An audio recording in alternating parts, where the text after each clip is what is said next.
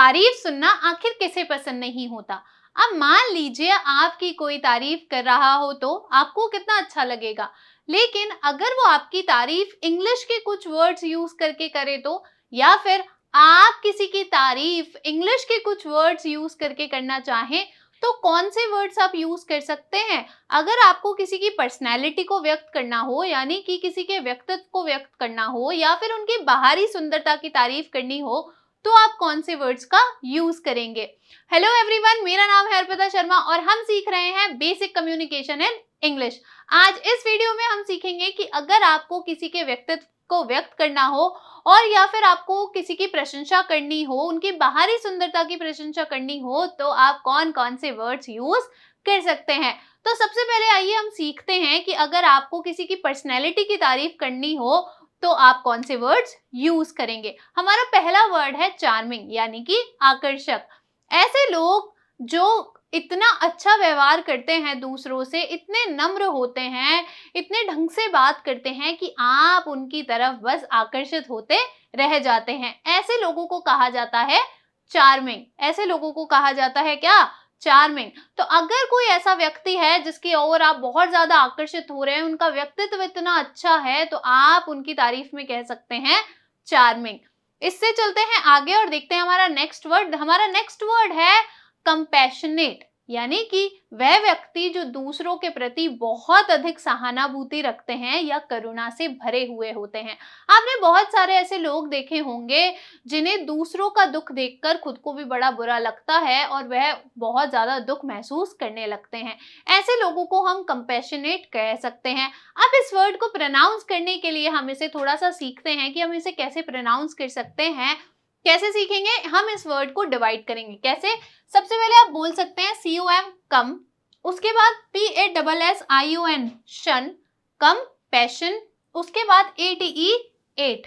आप क्या बोल सकते हैं? COM कम, PASSION यानी कि पैशन, और उसके बाद ATE यानी कि एट। तो ये पूरा क्या बन जाएगा? कम पैशन नेट, यानी कि वह लोग जो बहुत ज्यादा करुणामय होते हैं या फिर दूसरों से सहानुभूति रखते हैं।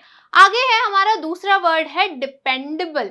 आपके जीवन में जरूर ऐसा कोई व्यक्ति होगा जिस पे आप बहुत ज्यादा भरोसा करते हैं, जिस पे क्या है, अगर आपको कोई भी दिक्कत होती है तो आप तुरंत दौड़कर उनके पास चले जाते हैं और आपको पता होता है कि आपकी हर प्रॉब्लम का सॉल्यूशन उनके पास जरूर मिलेगा।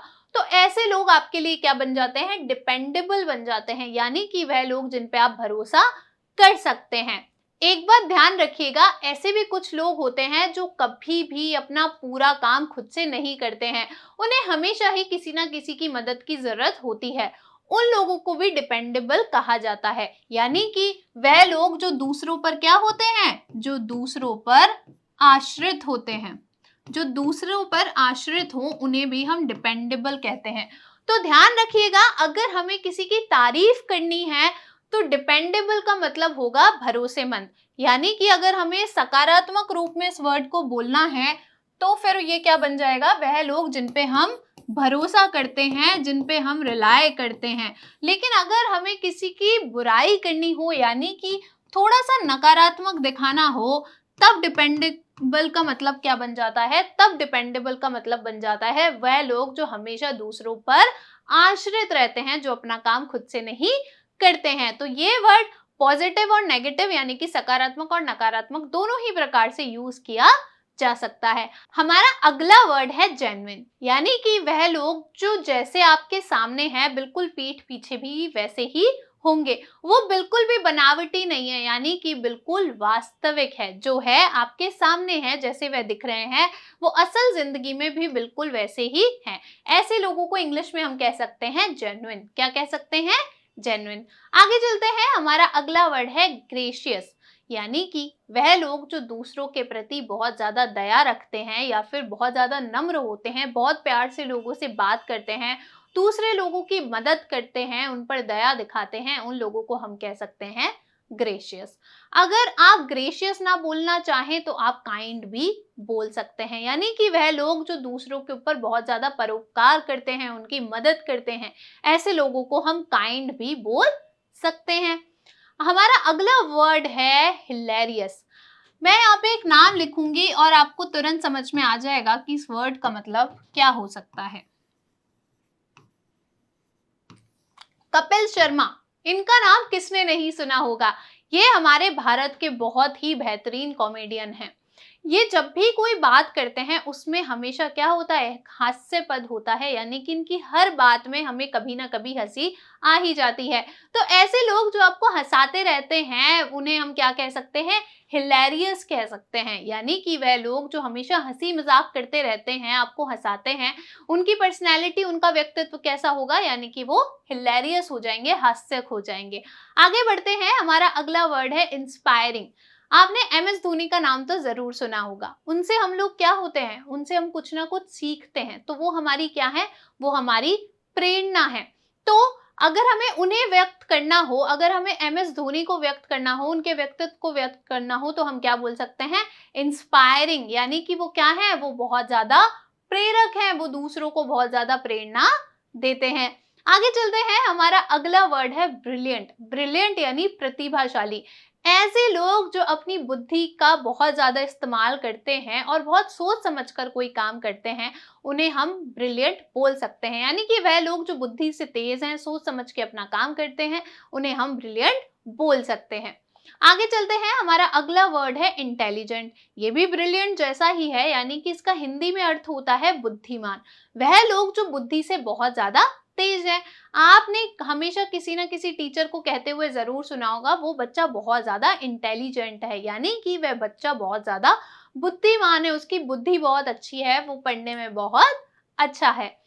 आगे चलते हैं, हमारा अगला वर्ड है रिस्पेक्टफुल। यानी कि वह लोग जो दूसरों के साथ क्या है, बहुत ही सम्मान से पेश आते हैं, दूसरों का आदर करते हैं।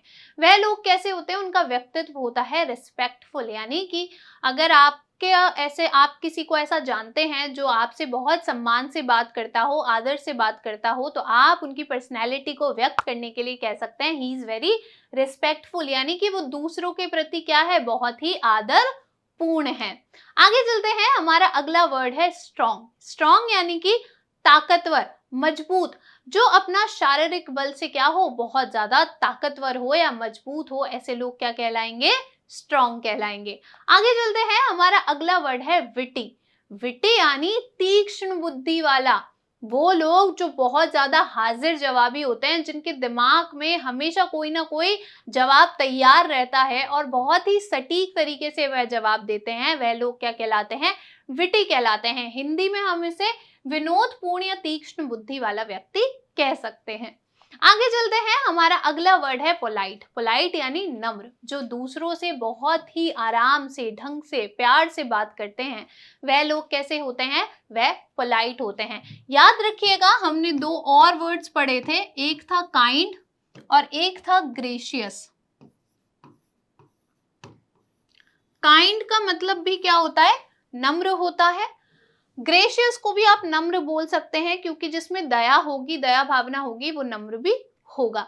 तो इसमें से आप कोई सा भी वर्ड यूज कर सकते हैं। अगर आपको किसी को दयालु दिखाना हो या फिर ऐसा बताना हो कि वो बहुत ज्यादा क्या करता है, दूसरों से करुणा रखता है, तब आप इन तीनों में से कोई सा भी वर्ड यूज कर सकते हैं। आगे चलते हैं, हमारा अगला वर्ड है जेनरस।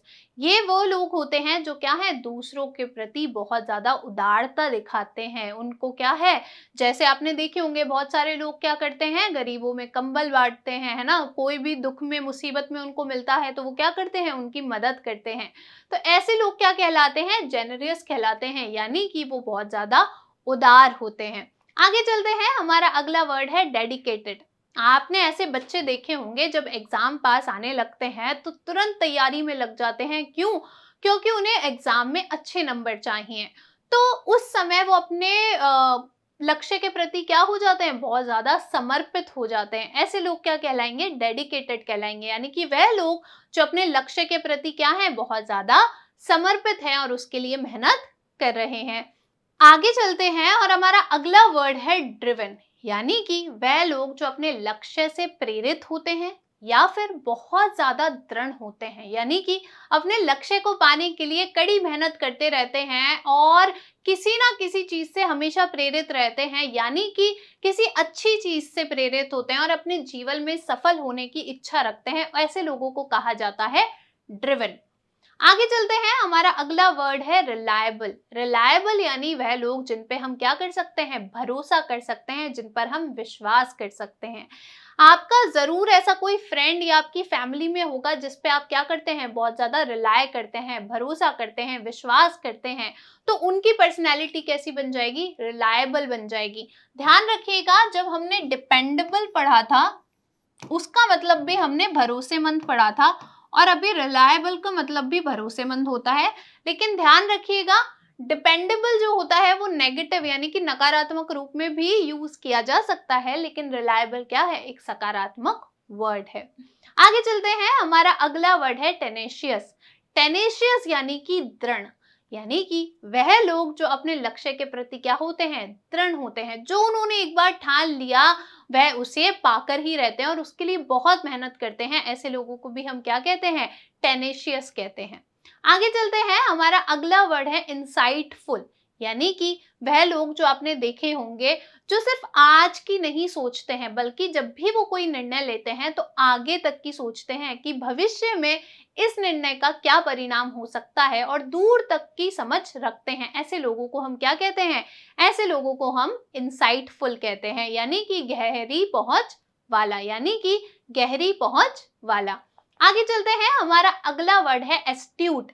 एस्ट्यूट यानी चतुर, यानी कि वह लोग जो बुद्धि से तेज हैं और बहुत चतुराई दिखाते हैं, ऐसे लोगों को हम क्या कहते हैं, एस्ट्यूट कहते हैं। याद रखिएगा, एस्ट्यूट जो है वो एक सकारात्मक वर्ड है।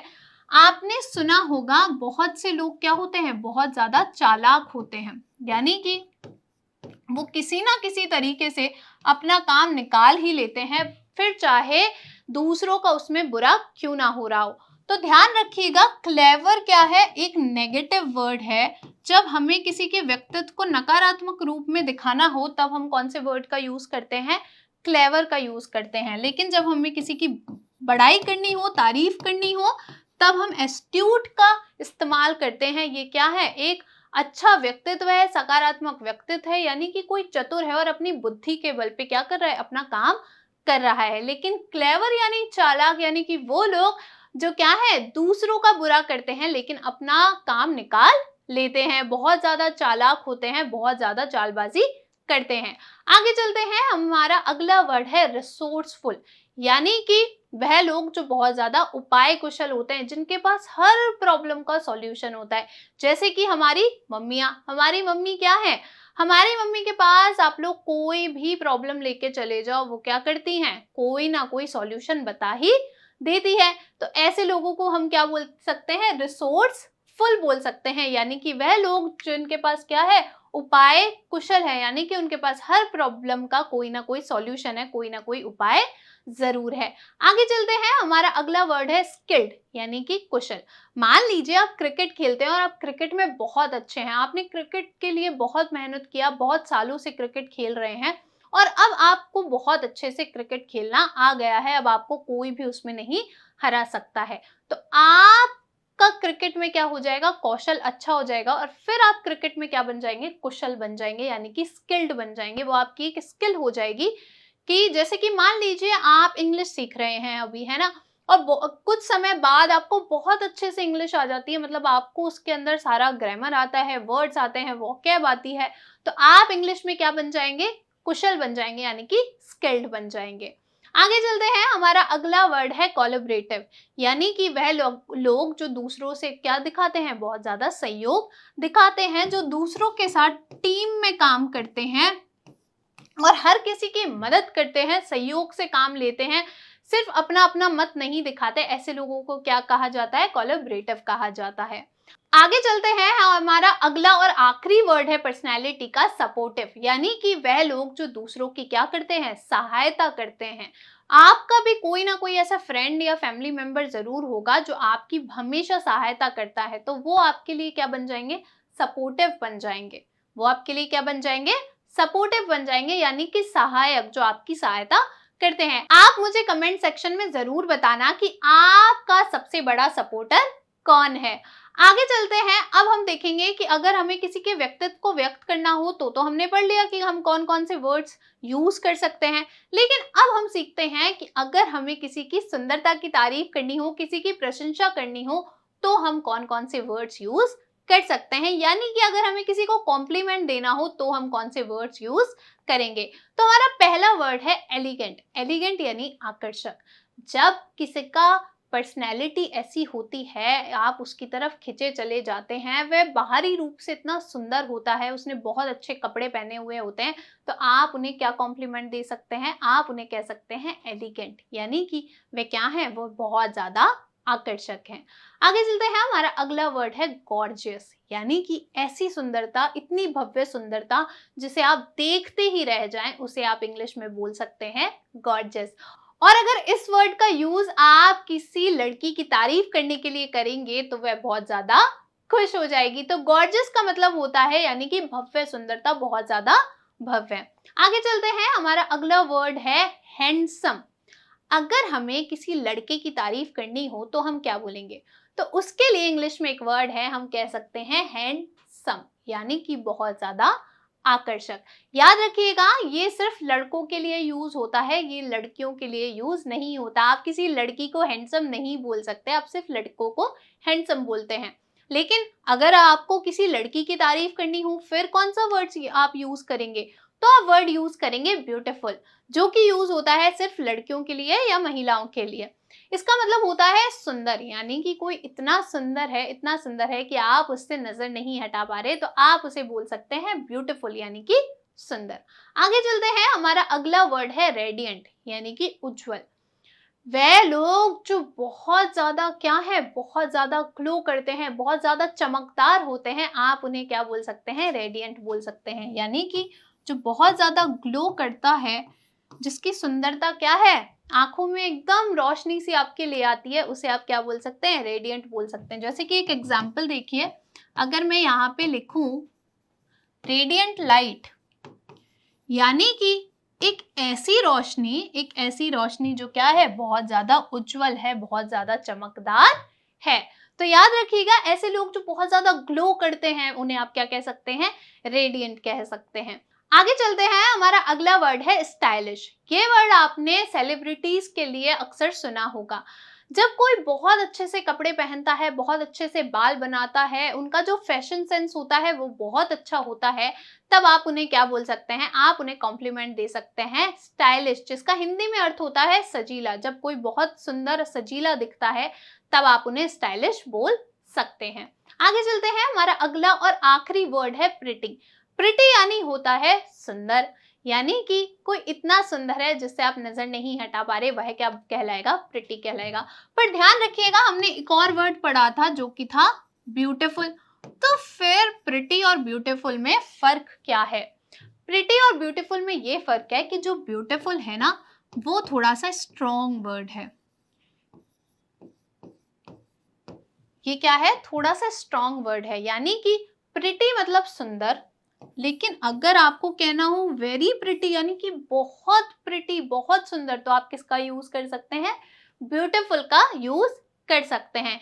यानी कि अगर आप किसी को ब्यूटीफुल कह रहे हैं तो वो बहुत ज्यादा सुंदर हो गया, और अगर आप किसी को प्रिटी कह रहे हैं तो वो क्या हो गया, वो सुंदर हो गया। अब यहाँ पे हमने बहुत सारे कॉम्प्लीमेंट और पर्सनैलिटी के वर्ड सीख लिए हैं।